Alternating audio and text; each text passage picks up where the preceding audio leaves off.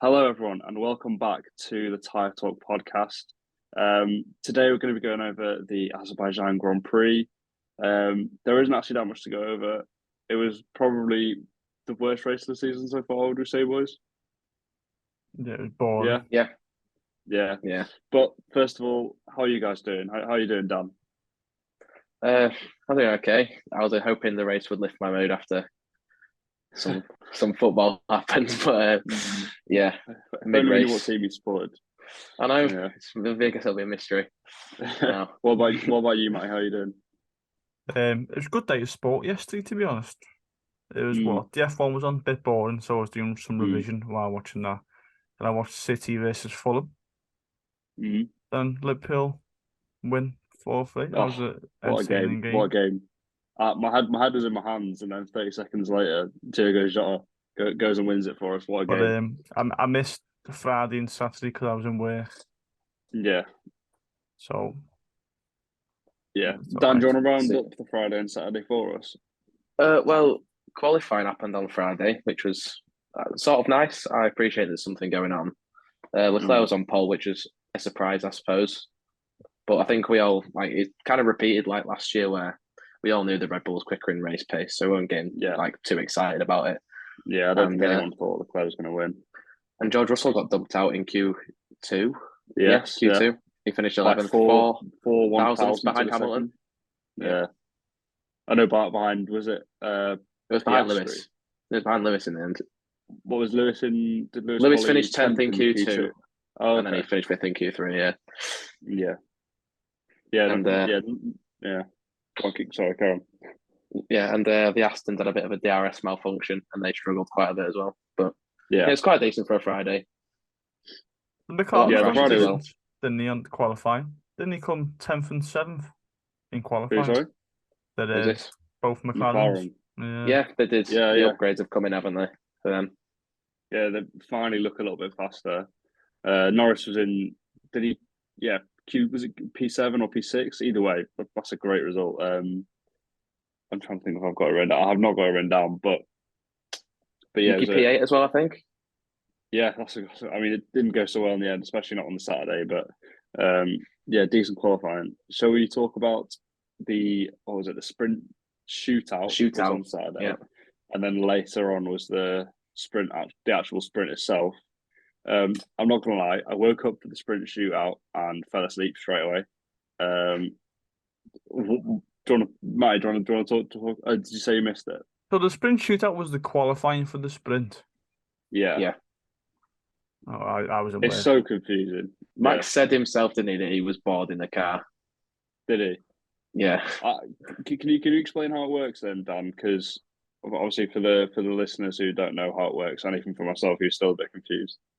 So it's they've changed it now, so this sets the grid for the sprint instead of the qualifying on the Friday, and it's mandatory medium tire in sprint qualifying 1 and sprint qualifying 2, and then mandatory new soft tires in sprint qualifying 3, and it's same format as qualifying, but then like Lando Norris got through, bless his heart, and he didn't have any softs left, new softs, so he had to sit in the garage for the entire time. Oh, Sprint really? qualifying 3, yeah. Oh, God. I know Oh, that they pulled out a couple of cars. Like Logan Sargent didn't go into the sprint. Yeah, Logan Cargan smashed his car in sprint qualifying 2, Mm, and then I might have been in SQ1 actually. He got through to SQ2, but he couldn't fit it, and then they just pulled him out the sprint. mm. And then obviously the sprint itself, only 8 scoring cars, which I know is actually very unpopular with the other teams. I heard an interview with I believe it was Alex Albon who was saying that he didn't like how it's only the top 8 cars, sorry, who got points because it meant that there are the big 4 teams this season are just going to take those points.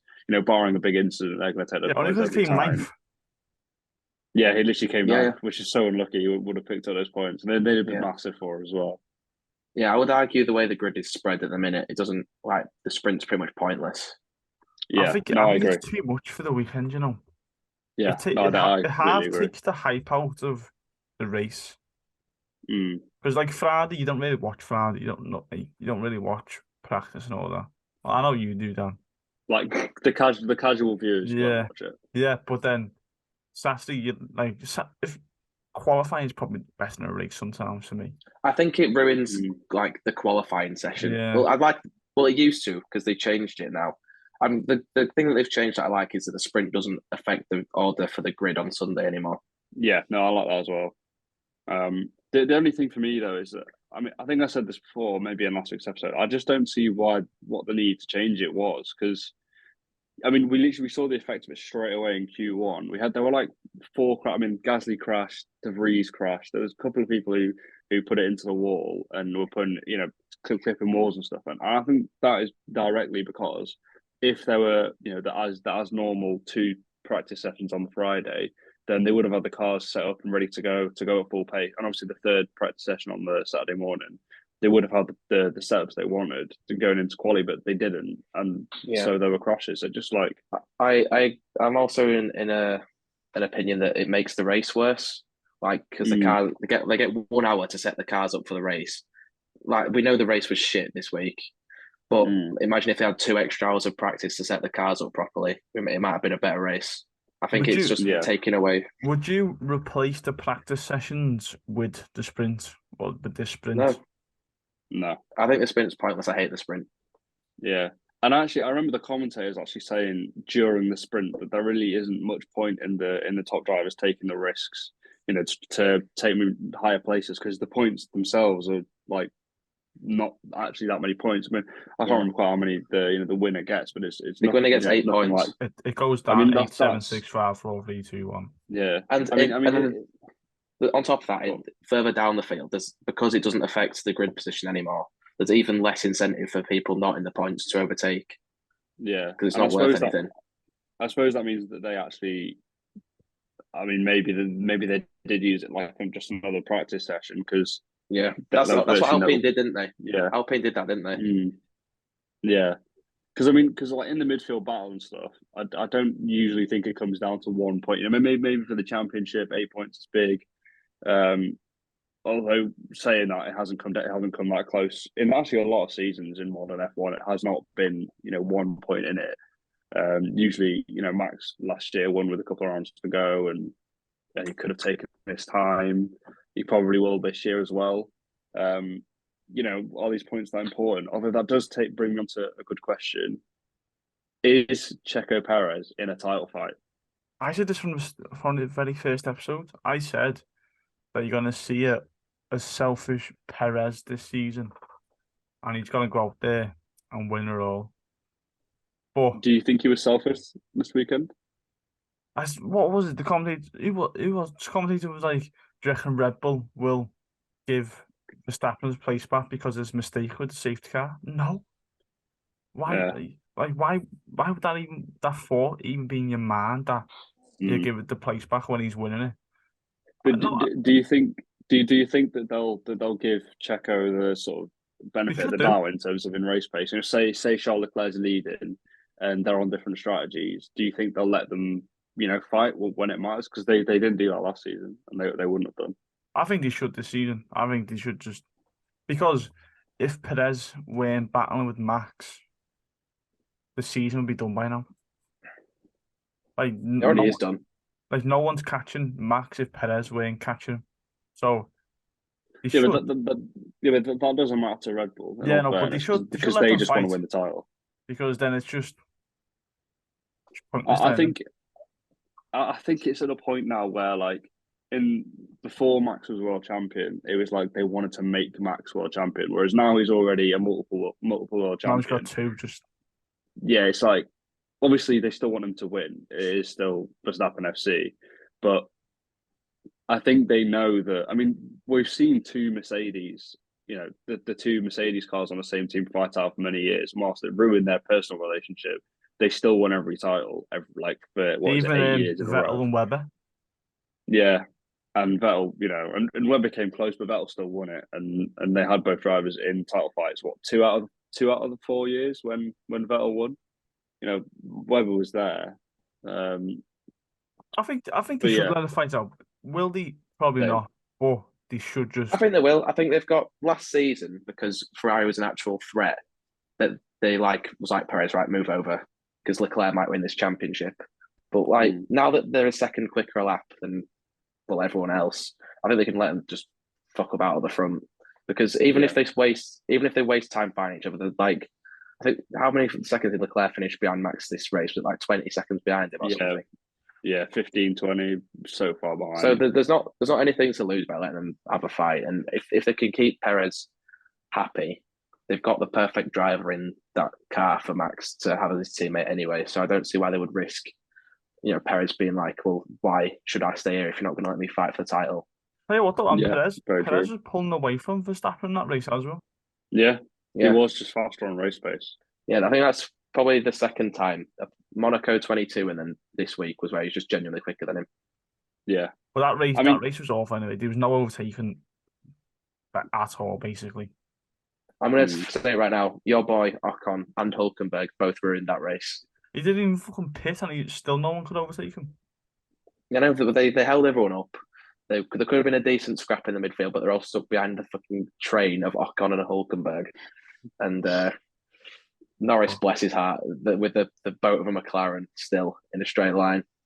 You know what? Yeah, McLaren's all getting his hate.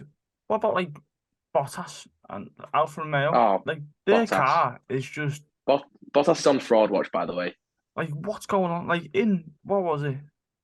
In testing, they were rapid. I think they had an issue though because he had to pit like 3 times, didn't he? No, but they've had the issue every race. Kept pitting. No, Joe was quite quick in Australia. But he DNF'd this race, didn't he? And Bottas came last. Yeah, Bottas pitted one more time than anyone and finished last, and Joe DNF'd. Something's wrong with that car. Oh, the race was like it was so bad. I texted the group chat saying this race is shite. Yeah, it was. I don't know. It didn't really change.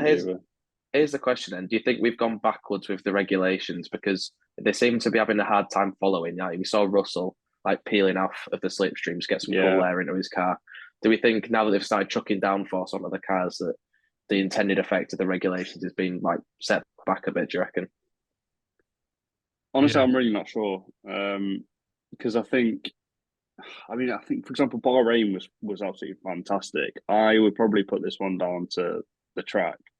No, but Baku's I don't think it's the track. That's why Damper is GOAT, because it's always exciting. It is. It's even on like they've got the long straight, they've got there's the twisty castle bit, which is fair enough, but it's not a track where it's been traditionally difficult to overtake at. It was so easy for Joe Lafley. It was winning it where Verstappen took the lead. Yeah. As soon as he got the RS, it was so easy just to see you later, mate. That was actually quite a statement because obviously he started behind and just sort of chilled behind till he got the RS, and he stayed within that 1 second easily on both the laps before he overtook him, and then as soon as he gets the RS, he was multiple car lengths ahead of him before braking. And they made it shorter as well, didn't they? Maybe that was by 100 meters. Maybe that was why we struggled. Yeah, and then not only did he get past him easily, but then by the next lap, he was already like a second and a half, 2 seconds ahead. He was just so like ridiculously fast, and then Perez overtook him like at first opportunity as well, and then they were gone. I think that might be an explanation why. One team's found the blueprints, haven't they, and the rest haven't. I think because the field spread apart from Red Bull is so close that because the DRS zone was so shortened, it was harder for them to overtake because there's not much like you've got the Ferrari and the Mercedes and the Aston Martin, but then everyone else is sort of a couple of tenths within each other, so no one else had the pace advantage to overtake really because they're all as a massive lump of cars. I think it's just the way that the field's spread at the minute. It's hard for anyone to overtake. I can remember one overtake that race, and that was Alonso on Sainz in turn 6, was it? Even that needed 14. A safety car restart, though, didn't it? Yeah, exactly. Yeah. But boys, question: Go on. Are you getting bored of F1 with Red Bull just taking over the sport? Dan, do you want to go first? Like even last season, I'm going to defend. Even last season at the beginning, it was like Ferrari, but now towards the end, it was just all Red Bull. This season, it's been all Red Bull so far. I can appreciate it. I'm not bored of it because I can appreciate how good of a job they've done. And yeah, it's a bit like there's always been like that in F1. Like in 2020, it was awful. It was just Mercedes winning every week by lapping everyone up to fourth, and when Schumacher used to do it all the time. So we'll get like periods where it's close, but we're in a moment at the minute where it's on the other teams to catch up, isn't it? And I still think it's exciting because you still get still drama like Max and George in the sprint race, and there's still stuff happening. It's just it's pretty obvious. Yeah, I think we got lucky in 2021 with Hamilton versus Verstappen. But what I will say is when Red Bull have a crap weekend and they both DNF, the race for who's going to actually win will be actually really exciting. Oh, it'll be brilliant. It's a massive opportunity. Would that happen? I think there'll be there's 23 races. There'll be one race. There'll be one race where they get unlucky. Well, maybe not DNF, but there'll be one race where something goes wrong for the pair of them, and it'll be like, oh my god, someone can win. And because I remember when Gasly won in Monza, it was like, oh my god, and someone other than Mercedes has won. It was like a massive deal. It'll be like that now, I think. But when the McLaren's got 1 and 2, it will be at Monza. It won't be Max and Lewis. It'll be Max and Checo, or Max and George actually. Say George out. That's when he's going to get him back. No, but weren't you reached the season where Verstappen started like bottom of the grid and he came like second? Checo came from 20th to 5th in Australia. He's just even if in Jeddah, Max started. Where was it? 15th and came second. So even if you do start at the bottom, he's still. No, but I mean, in the race, like all it takes is one idiot at the first corner to take them both out, isn't it? George Russell. Well, the thing is, right. This takes me on to my next question. So Mercedes, 8 constructors world championships in a row. How long will it take for them to produce a championship able winning car? Like how many seasons in the future are we talking? Do we think they'll be on it next season? 2 years. 2 years? Well, so not next season, the season after. Yeah. And do you think it'll just be Red Bull in that time? I can see. Yeah, I think Red Bull are going to be Mercedes and just dominate. But then I think in 2 years' time you see Mercedes creeping back up, like second places all the time. Maybe I don't know. Maybe it's just Red Bull for the next 10 years. I feel like that we've sort of covered the race. There wasn't much that really happened other than maybe the yellow flag, which gave Checo the lead. Russell jumped Stroll, and that was kind of about it. There's one more. Esteban Ocon nearly became a murderer this week. Oh yes, after nearly running. How many people was it? There was a lot of photographers fanning about in the pit lane. 20 people. That happened last season, didn't it? With Alonso. It was Albon as well in the last lap in Australia when he went the whole race on one set of tyres and came in at the last lap. What were the people in the pit lane? Mm-hmm. Yeah, right at the end where Williams were, there were people there when Albon did it as well. If you look at the picture, they put there's a barrier crossing the pit lane. Yeah. And the thing is, who's telling them? Because everybody knew that Ocon had to pit because he hadn't pitted yet. Everyone knew he was coming in that lap. I still can't believe. I just can't believe that happened. Could they not hear the car, by the way? Can they not like hear the car? Because there are loads of cars going past at the time. No, there were cars going past. Surely you hear the car a little bit louder. No, but it wouldn't be noticeable. But also, if you notice the video, it was just stupid from the very last photographer just seen it last minute. He was close to it. I just can't believe it happened. In the modern day, you think someone. There's been a few instances recently. People watching the race where their job is to watch the race and make sure it goes through safely, penalties and whatnot. And not a single one of them thought, well, Ocon hasn't pitted yet, therefore he has to pit this lap. And they're letting people into the pit lane with laps to go. Like it just absolutely baffles me. When you think the FIA, they've done that. They had the thing in Australia where people were on the track when the cool down, on the lap after the race had finished, when there were still cars on the track. And then they had the thing in Suzuka where the tractor was on the track when people were still going around. They need to get a grip. It's been awful in the last few races. And Red Bull broke the rule as well. they climbed on the fence. I don't think That's a they. stupid rule, though. Fence. No, I don't think they did break the rule. I think the rule is that you can't go on top of the fence because You you're can't. I think allowed it's. to. No, I think You're it's, not you allowed can't to go go through the holes through in the the gap, fence either. can you? Yeah, but you are allowed to climb on the fence. I don't know if they did that or not. Shall we? So we'll move on from the race then. Well, I say move from the race. Should we go back to our overtake of the week or weekend? I guess. I think it's just one. Well, I've got One or two. Well, I think there's three. I do think there's three.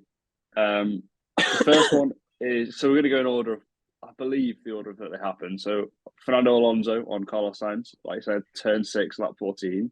Fantastic move. Not exactly much to say. I've got Hamilton on Russell, turn 1, lap 50. I believe it was the lap after.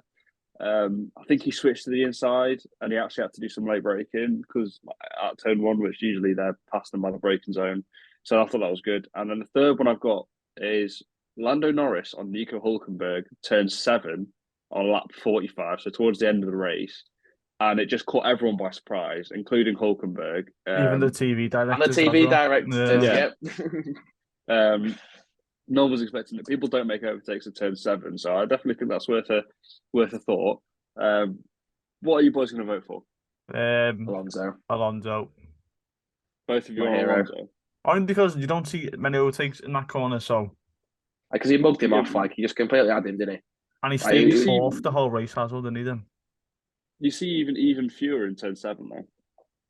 Yeah, but Hulkenberg was on like his tires were so No, washed. Hulkenberg, Yeah. I'm sure after overtake, Hulkenberg just lost like 3 places after that. Yeah, he did. Yeah, but he lost Like, most of them on the straight though. I don't think people They went overtook him on- much. Yeah. Yeah. I'm going to give it to Alonso because he just completely mugged Sainz off. Yeah, I'm going to Okay. go to Alonso. Okay, well, Alonso wins, but I'll give Norris a pity vote then because I thought that was a cool move, and I love Lando. It's so nice to see even a shade of improvement at McLaren because it's been so bad for them, and just even the slightest bit of hope. Got to hold Back on in his to it. spiritual home of best of the rest, bless him. Yeah, so yeah, I'll give it to Norris, just out of the kindness of my heart. So there's some other miscellaneous stuff, isn't there? Just about 2 hours ago, we got the F1. Well, it's supposed to be the trailer, and then we just got Max on the front cover, which is nice. He's the This is first. You know, he's Champions the edition. Did you say? yeah. Do you know he's the Yeah. first ever driver to be standalone driver on the front cover of the F1 game? Usually it's a group of them, but he's the first standalone okay. driver. Was he? Isn't Isn't he 2 covers? I Yeah, there seen is, one but with Hamilton, is. Leclerc, and Norris. Just Yeah. saying that's some lazy Oh, in shocking, graphic innit? design that. Literally, you just put a picture there, and the arms are cut off. It's so lazy. There's people on Twitter that do a better job than the graphic Like designers. it's so I bad. could agree with that. My mate Alex does a better job than that. I can actually do that in Photoshop now. I might make the thumbnail that. Yeah. Yeah. And then what else? Oh yeah, we've got the your. thing I want to. Wait, before we go to next week, I want to say as well. You know about the Champions Edition? Isn't it a picture of? It's a picture of the animated Max Verstappen. It's not even like an actual picture of him after a race. No, it's not him after a race. I thought it was They got him in like they got him like a studio and just photographed him and then put him on. He's sponsored by you know. Oh, okay. My bad. Yeah. Is he? Anyway, yeah, your favorite race next let's week, move on isn't it, to Miami. Yeah. The most pointless racetrack. Hey, it's got water now, you know. It's an ugly racetrack. Is it real? It's an Is it ugly real racetrack, man. No, I can't get over it. There's a little pool next to it. Come on, Look at upgrades, TikTok. small upgrades. There's a TikTok. No. It says we've got water now. There's a little Wow. like pool next to it, and like the fake water. Yeah, and It there's goes on Ferrari the motorway. upgrades coming. I'm still not convinced. Hey, There's upgrades for Ferrari coming, so they're going to win the race. wait, did you see Las Vegas's pit lane? Well, oh my God, paddock Yeah, getting built. No. It's so big, isn't it? it's It's huge. just Like massive. it's so big. I assume it's on the strip. I don't know. It's just like I couldn't really tell. I can't remember where the start finish straight. I think it probably is. Yeah, But, surely it's a bit like Azerbaijan on the long straight. No, but it's so It's big, you know, stupid the around. paddock. I'm like, whoa.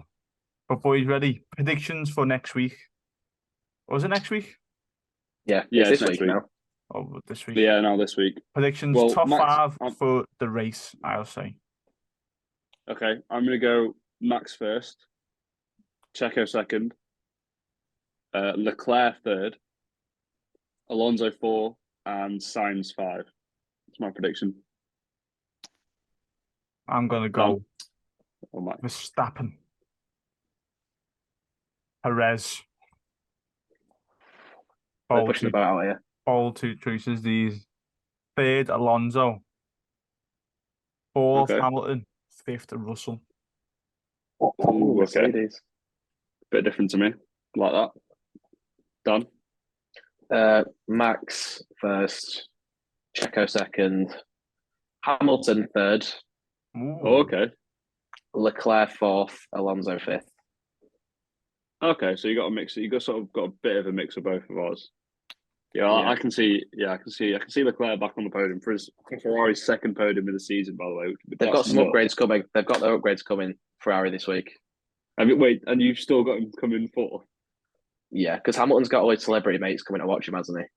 Oh yeah, the Jordan Poole effect, as they say. Exactly. Well, he will. Are we going to wrap up then? Yeah, nothing else happened. Right. Well, that was our review of the Baku Grand Prix. Bit of a shorter one this week because nothing happened in the race. And we've also got law exams coming up in this next week, so we've got some revision to do. Give Matty not too much editing, and we've also started our website. I think we mentioned it briefly in last week's episode, but we have got a website, tiretalk.blog. Matty will put it on screen. Feel free to go and check us out. We're going to be doing some more writing for that in summer. But yeah, for now, thank you very much for listening, watching. Yeah, thank you. We're going See you to next week. Miami.